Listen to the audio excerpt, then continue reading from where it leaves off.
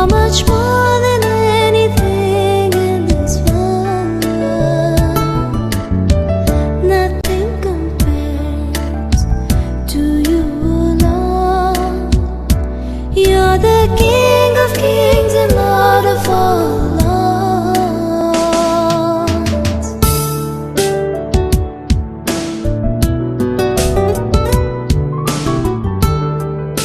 मरकुस के सुसमाचार ओकरा 5वां अध्याय के शुरू के कुछ वचन के पढ़े के ये आदमी के व्यक्तित्व कैसन बा देखे के।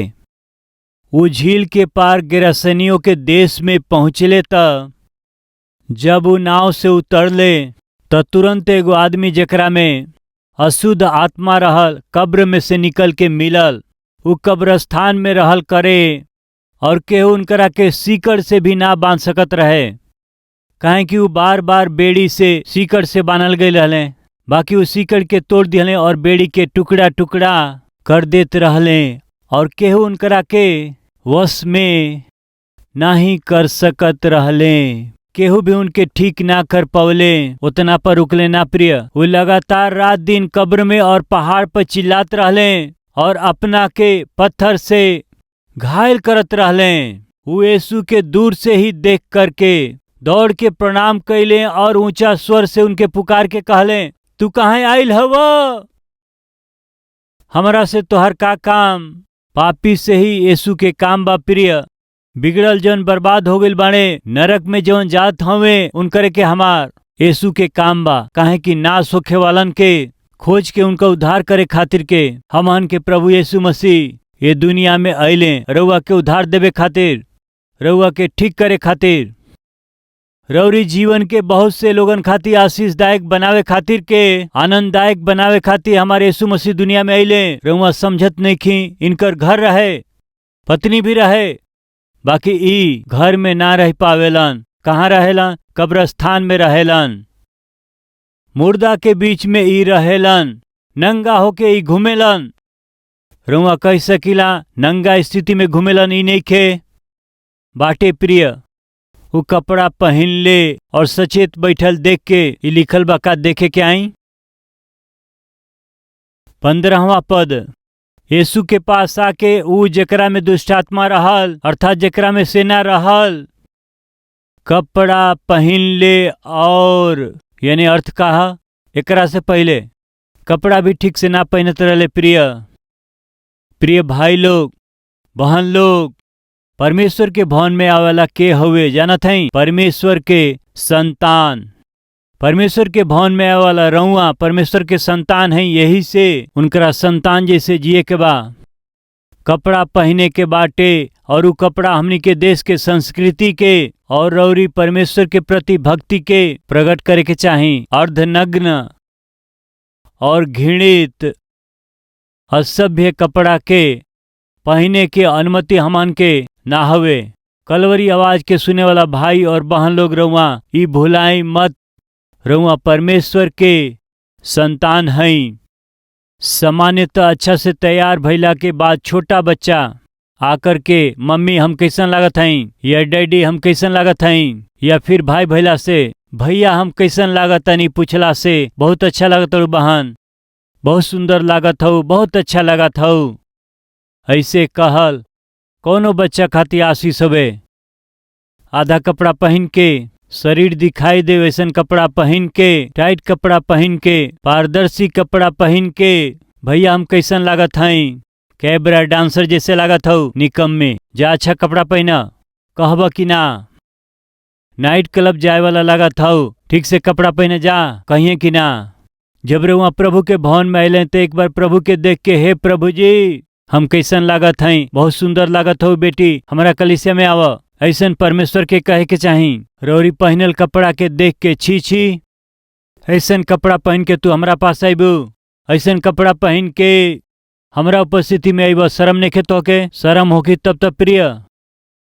आज बहुत से लोग बेशरम होत जात हमें, ऐसे जैसन चाही वैसे कपड़ा पहनत हमें। ऊ त अच्छा भइला के बाद ऊ का कैले जानत हई? अच्छा से कपड़ा पहन ले, अच्छा कपड़ा के धारण करी जौन तोहरा पास बा, सुहावना वस्त्र स्टाइल से आई ई नहीं कहत, अपना कपड़ा के दूसरा के दिखावे खातिर आई ई ना कहत हई। रउआ बहुत से सोना के गहना पहन के आई नहीं कहत। रौरी पास बा वही में हम प्रभु के भवन में जात हई सोच के। प्रभु के भवन में रउआ के सुंदर दिखाई देवे के बा। रउआ के देखला से एगो आत्मिक स्त्री एगो आत्मिक पुरुष के देखले हई, ई भावना होके के चाही। फिर से कहत हई, यूसुफ के दूर ही से उनकर भाई लोग उनके देख के पहचान गईले। ऊ देखा जा यूसुफ आवत हमें, कैसे पहचान ले बताई? दूर से ही यूसुफ के देख के उनकर भाई लोग पहचान गईले। कैसे पहचान ले बताई? उनकरा अंगरखा के देख के वो यूसुफ हवे, यानी धर्मी व्यक्ति वो हवे। उनकर भाई लोग पहचान लिहले। रौरी कपड़ा के देख के, रौरी पहनावा के देख के, रौरी चारों ओर के लोग के पहचाने के चाही। रउआ आत्मिक स्त्री हैं, आत्मिक पुरुष हैं। ये बात कर रउआ मत भूलें। खाली परमेश्वर के भवन में आवत समय ही अच्छा से सभ्यता से पूरा कपड़ा पहन करके, ओकरा बाद सोमवार से लेकर के शनिवार तक असभ्य कपड़ा पहने वाला, असभ्य रीति से व्यवहार करे वाला, घृणित व्यवहार करे वाला केहू बाटे तो ध्यान देई जा, सीधा नरक में जाए। कैसे? परमेश्वर के भवन में रह के, पवित्र लोगन के जैसे रह के। परमेश्वर के भवन से जइला के बाद यदि हम पाप में जीवन यदि बितावत हैं तो नाटक करे वाला हैं। नाटक करे वाला लोग नरक में जाए, ये विषय के रउआ मत भूली। प्रिय लोग, ऊ कपड़ा ना पहनत रहले, परिवार के साथ में ऊ ना रहत रहले, एगो जिम्मेदार आदमी ना रहले। वो फिर का करत रहले जानत हई? कपड़ा के बिना चीखत और चिल्लात, अपना आप के जख्मी करतू, मनमर्जी से जियतू, केहू के भी बात सुनला बिना व्यवहार करके वो चीखत रहले, दूसरन के दुख देते रहले, खुद दुख उठावत रहले। ऐसन आदमी के यीशु सुधार देले। प्रिय भाई और बहन लोग, रउआ केतनो बिगड़ल होई, कैसनो पाप में जीवन के रउआ बितावत हई त रउआ के सुधार पावला परमेश्वर हवे। सुधारे खातिर ऊ परमेश्वर जगत में अइले। उनकर नाम प्रभु यीशु मसीह हवे। वो व्यक्ति के ठीक कैला के बाद, वो व्यक्ति अच्छा भइला के बाद में वो सचेत होकर के कपड़ा पहन के वो कहाँ बैठल रहले? यीशु के पास में बैठल रहले। जे ठीक हो जाला उनके कहाँ बैठे के चाही? यीशु के चरण में बैठे के बा। कलवरी टेम्पल के कलीसिया सेलफोन में वचन सुनला से काम ना चली, टीवी के सामने बैठ के वचन सुनला से ना चली। यस, मोबाइल में वचन सुनल गलत ना होवे, टेलीविजन में वचन के सुन के विश्वास बढ़ावल गलत ना होवे। बाकी परमेश्वर के वचन कहेला कि पहली कलीसिया प्रेरित लोग से शिक्षा पावे में और संगति रखला में और प्रार्थना में और रोटी तोड़ला में ऊ लगातार मिलत रहले। कलीसिया अलग है विश्वासी के रूप में टीवी में या फिर मोबाइल में वचन सुनल अलग है। कलीसिया के रूप में, पूरा परिवार के रूप में, पूरा समाज के रूप में, परमेश्वर की उपस्थिति में, आराधना में भागी भइल, ई परमेश्वर के दिहल हमनी के आज्ञा है। इब्रानियों के किताब 10वां अध्याय 25वां वचन में ई बात बा। और एक दूसरा के साथ इकट्ठा भइल मत छोड़ी, जैसे कि कितना के रीति हवे। इकट्ठा भइल मत छोड़ी। प्रिय, हर एक घर में प्रभु की आराधना होखे। बाकी कलीसिया के रूप में, समाज के रूप में इकट्ठा भइल परमेश्वर के दिहल गई आज्ञा है। कलीसिया के रूप में हमनी के मिले के बा, कलीसिया के रूप में उपासना करे के बाटे, समाज के रूप में हमनी के मिल के परमेश्वर की आराधना करे के बा। ऐसन परमेश्वर आशा करत हमें, ये बात के मत भूली। प्रिय, एगो परिवार में बेटा ऑस्ट्रेलिया में, बेटी अमेरिका में और एगो बेटा इंग्लैंड में अच्छा से सेटल भइले। वो माता पिता बेचारा हैदराबाद में ही रह गईले। ई माता और पिता अपना बच्चा लोग से सप्ताह में 1-2 बार मोबाइल में देखे लंजा और बात करे लंजा, सेलफोन में बात करे लन और सेलफोन में ही उनके देख के खुश होलन माता पिता लोग। लेकिन वो माता पिता के का आशा है जानत हई? हमन के बच्चा हमन के घर में कब आई हैं?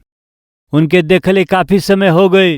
बेटा बेटी कब अइब तोहन लोग के देखले काफी समय भइल। ई का पिताजी मोबाइल में देखेला जाना? कहा मोबाइल में देखेला जाना? मोबाइल में हमनी के बात करे ली जाना, तोहनो लोग बात करेला जाना। मोबाइल में देखल और मोबाइल में बात कईल जन्मावल माता पिता के खुशी ना देला बेटी। जब घरे बजा सामने देख के खुश हो जा, तबे तो हमहन का प्रेम के स्नेह के अनुभव कर पावे के, तोहरा आइला के इंतजार करे के, इंतजार करत ही रहे के। प्रिय भाई और बहन लोग, मोबाइल में टीवी के आगे बैठ के वचन सुनतनी, आराधना करत हई न। परमेश्वर कही है तू हमारा घरे कब आइब, कब हम अपना घर में तोहरा के अपना आँख से देखब। ऐसे हम आशा से इंतजार करत हई। अब वहीं के हई जे जानत हई, अलग अलग शहर से, अलग अलग नगर से, अलग अलग गांव से सब लोग मिल के जब परमेश्वर की उपस्थिति में आवेला, ये परमेश्वर के घर हवे। ये घर में परमेश्वर जब हमके देखिए तो कितना खुश हुई हैं। परमेश्वर के खुश करे के बा रउआ आशा करत हई का? तो सुनी, रउआ के हमार परमेश्वर आनंदित कर दी हैं। ये सच्चाई के मत भूली। कुछ लोग इकट्ठा होखल छोड़त हमें, कबो कबो उपस्थिति में आवलन, कबो नाही। रउआ आत्मिक हई का? आत्मिक व्यक्ति जैसे जी। विश्वासी हई तो विश्वासी के समान जी।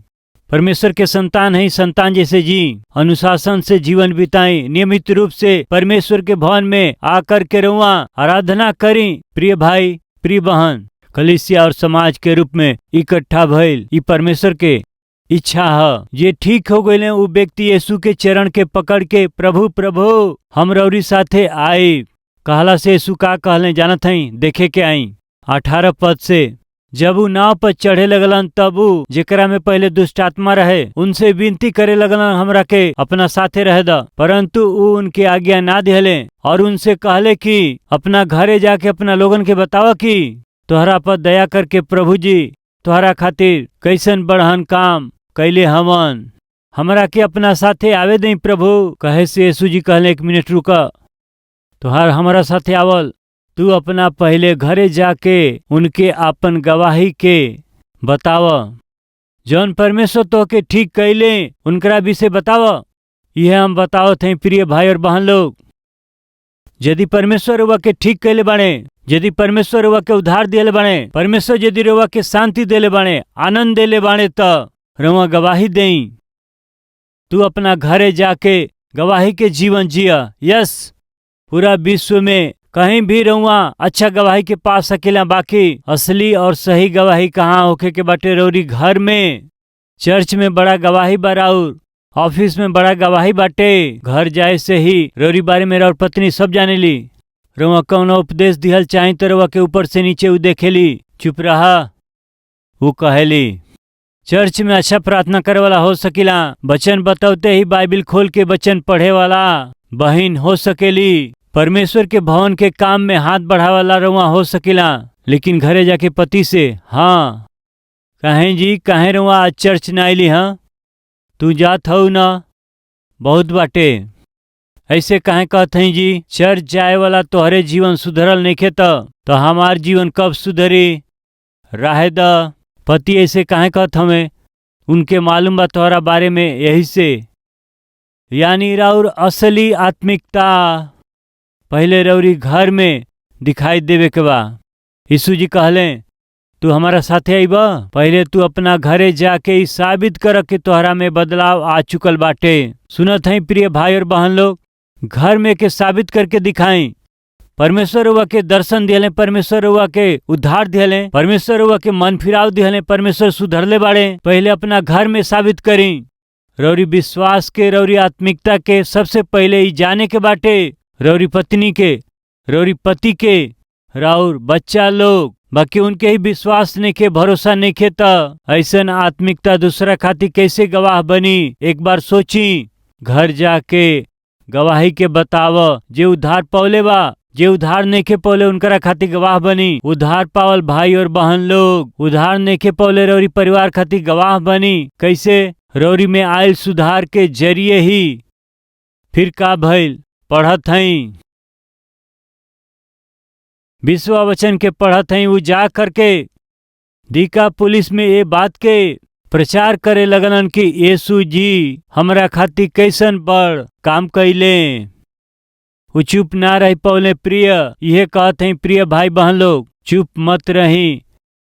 परमेश्वर और जीवन के सुधरलन का, चुप मत रही। परमेश्वर और जीवन में अद्भुत काम कैले, चुप मत रही। परमेश्वर और एक परिवार के बनौले का, चुप मत रही। गवाही देवे वाला के हुए, चुप रहल छोड़ करके हिम्मत से आगे आकर के यही गवाही देवेला हमार जीवन ठीक ना रहल, हमार जिंदगी ठीक ना रहल, बाकी आज एगो अच्छा व्यक्ति के रूप में सुधरले बने। ओ प्रभु यीशु मसीह गवाही देत हमें। सेना नाम के दुष्टात्मा पकड़ले रहे। ठीक भइला के बाद उ का कैले जानत है, दिकापुलिस नामक प्रांत में जाके वो गवाही दिहले। लोग अचंभा कैले, ई का, ई कब्रस्तान में रहवाला हमें का।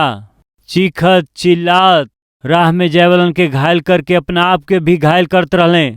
नंगा अवस्था में घूमती, बहुत ही घृणित अवस्था में व्यवहार करे वाला ये आदमी में सुधार आयल ह। के सुधारल हवे? केहू मसीह हमें, यीशु जी हमें जे इनके सुधर ले।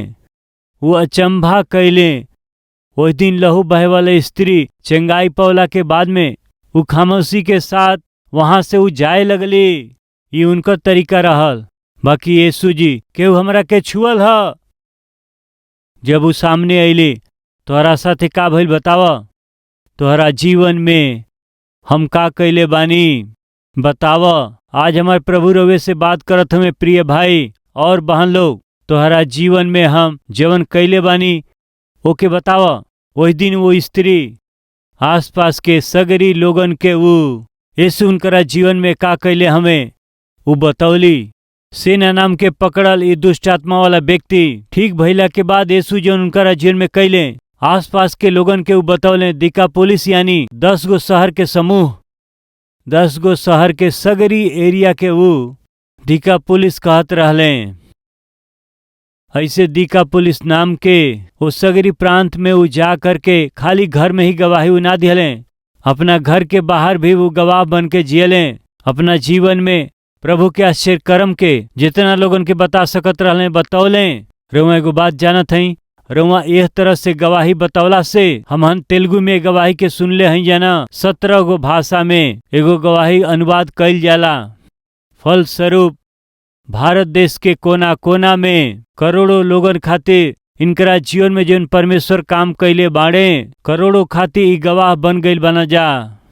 आज प्रभु ये कहत हमें तो के हमार गवाह बने के बा।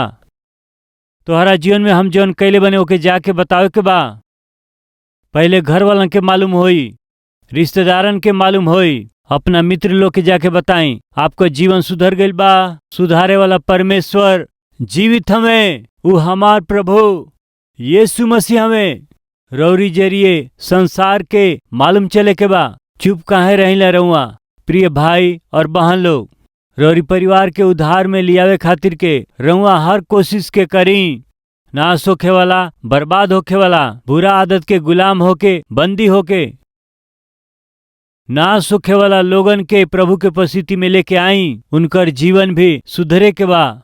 और वही समय मत भूली, ये परमेश्वर के जीवित वचन, ये प्रभु यीशु मसीह के सुसमाचार, ये अनंत सुसमाचार, ये 4 दीवारी के अंदर ही नइखे रहे के त निश्चय हमनी के जिम्मेदारी लेवे के बा। ये बहुमूल्य वचन के संसार के कोना कोना तक पहुंचावे के बा। ये उद्धार पावल जे कहलन सुनली का 8 बार, 10 बार, 13 बार कलवरी आवाज के जरिए लाखों करोड़ों तक भी हमहन के जीवन के सुधारे वाला, हमनी के परिवार के बनावे वाला यीशु मसीह के बारे में हमहन प्रचार करत हई जा। हमहन कर्ज में पड़ गए रहली, आर्थिक समस्या से दुख उठौले रहली जा, भूख और प्यास से हमनी के एक समय तड़पत रहली जा। बाकी अब ही परमेश्वर हमके आशीष दिले। आशीष दिहल परमेश्वर के प्रेम के सुसमाचार के लाखों लोगन तक पहुंचावत हई जा। उतने नाही, परमेश्वर जीवन हमनी के देले बनाओ में से 10वां अंश परमेश्वर के आनंद से देत हई जा। सबसे पहले समाज के रूप में मिलल नेखे छोड़े के, गवाह बन के जियल मत छोड़ब। परमेश्वर हुआ के देले बाड़े वो हर एक आशीष में से परमेश्वर के भवन में धन्यवादी होके सेवकाई खातिर जौन भेंट देवे का वो विषय में लापरवाही मत करब। 10वां अंश के अपना स्वयं खातिर खर्चा नहीं करे के, वो परमेश्वर के भवन में परमेश्वर के राज के विस्तार करे खातिर रउआ के देवे के बा। सुसमाचार के प्रचार कैला के विषय में लापरवाही नहीं करे के। जौना सच्चाई के विषय रुआ जानत हई, जौना आनंद के रुआ अनुभव करत हई, ओके दूसरा के बतावला बिना कैसे चुप रहब। हर एक दिन केहू न केहू के रुआ रौरी जीवन में प्रभु जौन अद्भुत काम के कैले हमें, आश्चर्य कर्म कैले बाड़े, चमत्कार उद्धार के विषय में केहू न केहू के बताई, केहू न केहू के सुनाई।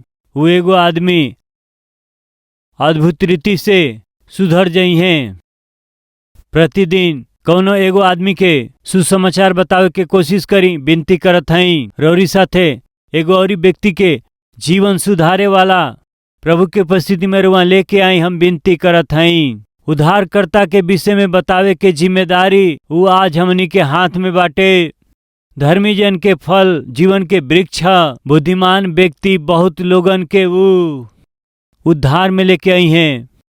परमेश्वर हमरा के वो ज्ञान देले हमें, हम उद्धारकर्ता के बारे में बताई। कहे वाला अपना हाथ के दिखावे।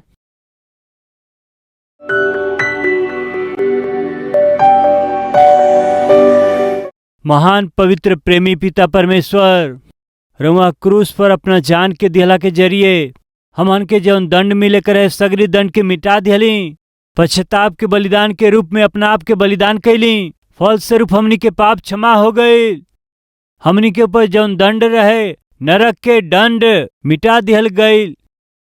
जे केहू मसीह यीशु में बाटे उनकरा पर दंड के आज्ञा ना हवे।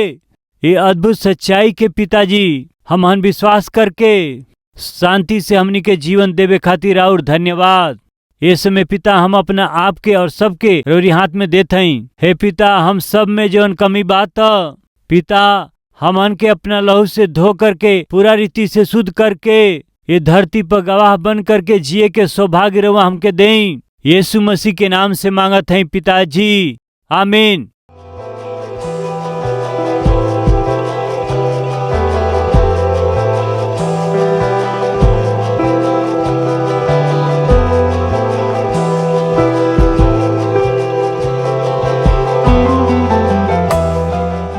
प्रभु में अति प्रिय भाई और बहन, रउआ सबके सलाम। रउआ अच्छा है। कलवरी आवाज 2003 में शुरुआत भइल और आज 2023 के 20 बरिस हो चुकल बा।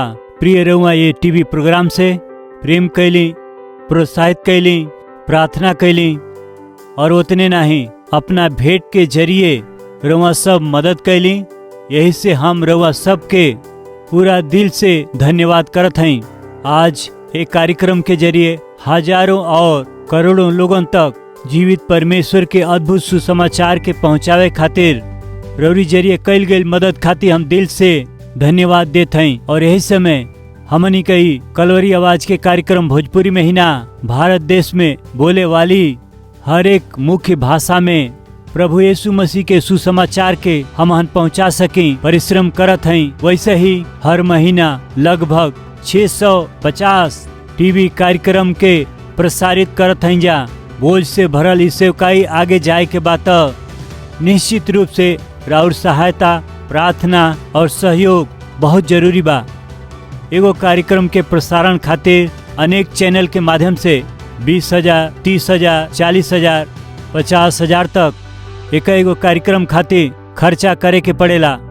प्रभु यदि रउआ के अगुवाई करें तो ये टीवी कार्यक्रम के मदद करे खातिर रौरी मन में बोझ दिहला से निश्चय प्रार्थना करके ये सेवकाई के मदद करी। हम चाहत हैं प्रिय हैदराबाद में हर शनिवार के होखे वाला स्पॉन्सर मीट में रउआ शामिल होके रौरी परिवार की ओर से एगो टीवी कार्यक्रम के सहायता कैला के जरिए सुसमाचार के लाखों लोगन तक पहुंचाई। हम विनती करत हैं प्रिय ये हफ्ता में परिवार में केहू को जन्मदिन बाका या परमेश्वर रौरी जीवन में कोनो शुभ काम कैले हमें का, रौरी प्रार्थना के जवाब देले हमें का, देले हुआ अंतकार धन्यवादी होके कलवरी आवाज के मदद करब या परमेश्वर संतान के आशीष देले, नामकरण करे के होके, अक्षर अभ्यास करे के हो, अन्न सेवन करे के होके, ये शुभ काम के हमारा हाथ के जरिए रौरी बच्चन के जीवन में करवावे के आशा करत हैं। तो शनिवार के कलवरी के आवाज के सहायता करके रौरी जीवन के शुभ काम के हमारा साथे खुशी मनावे खातिर रउआ सबके हम प्रेम से स्वागत करत हई। यानी हमारा परिश्रम में रउआ सहभागी होके अपना खुशी के बांटी। रौरी खुशी में हम सहभागी होके रौरी खुशी के पूरा करे के बा। दिल से चाहत हम ये अद्भुत परमेश्वर के सुसमाचार के संसार के पहुंचावे के प्रक्रिया में रौरी प्रार्थना और उत्साह के चाहत हम प्रभु में राउर प्रिय सतीश कुमार।